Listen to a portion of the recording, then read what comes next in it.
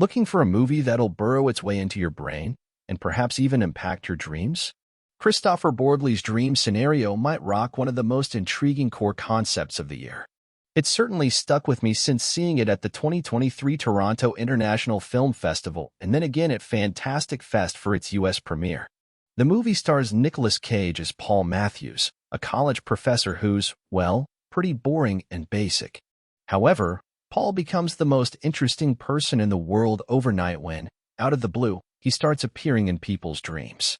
As the phenomenon spreads, so does Paul's popularity. With Dream Scenario making its way into theaters this weekend, it's finally time to share my chat with Borgli recorded in Austin at Fantastic Fest. During the conversation, he walked me through the evolution of the concept and how Paul Matthews changed when Cage took the role. Borgli also answered some burning questions about exactly how these shared dreams work and discussed filming one of the most effective big-screen fart scenes of all time.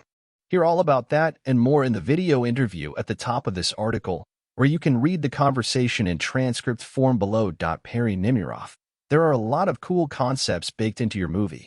Which specific idea would you call your break story idea, the thing that convinced you? I have a cohesive vision, and we should move on this. Kristoffer Borgli. Oh, I don't know. It's difficult to pinpoint the exact moment where you start believing in an idea. I feel like there's something undeniable about the ideas that get picked. They keep gnawing at you. It's almost like what Carl Jung says, people don't have ideas, but ideas have people. So it feels like this whole idea kind of picked me in a way.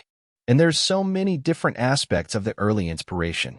I think specifically what was going through my mind was how we live more in each other's heads than physically present, and that we have these parasocial relationships with each other, and that our personas can start taking on their own lives and outgrow us. Those were some early thoughts on this. When you started filming this movie, was there any particular idea you were most looking forward to getting to explore with your team and your actors? But then, on the other hand, is there a particular element of this story that wound up being more creatively fulfilling for you to explore than you ever could have imagined at the beginning? Borgli. There's an attempted sex scene in the middle of the movie. I think that was one of the very first ideas, and there's something there about your perceived idea of someone versus the reality of someone that comes to an embarrassing manifestation in that scene. It is one of the best fart jokes I've ever seen in a movie. How do you shoot a scene like that and have everybody not break and keep a straight face? Borgli. I just had to place my monitor in a different room. I couldn't be in the room. I ruined the takes by laughing. The actors did their thing and managed to get through it. It was not only a cringe-inducing scene to write and direct, but even when I was editing that scene, I had to leave my editing desk multiple times. I couldn't be in the same room as my computer. It was just so cringy to watch. I've seen the movie twice now. I've seen it at TIFF and here, so I knew that moment was coming. Bad choice of words.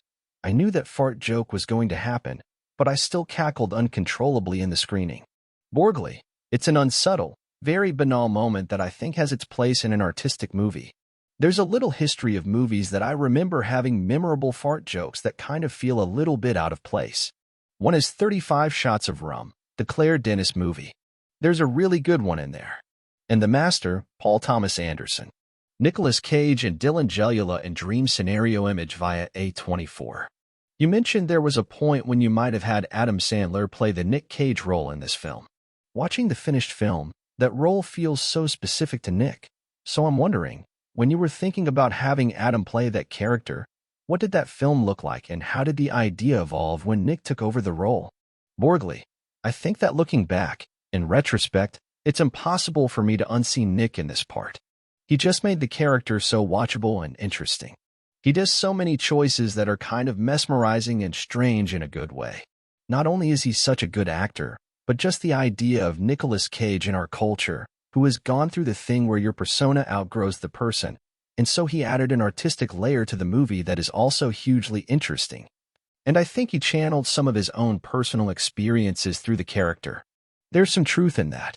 There's some autobiographical elements of Nicolas Cage in this role.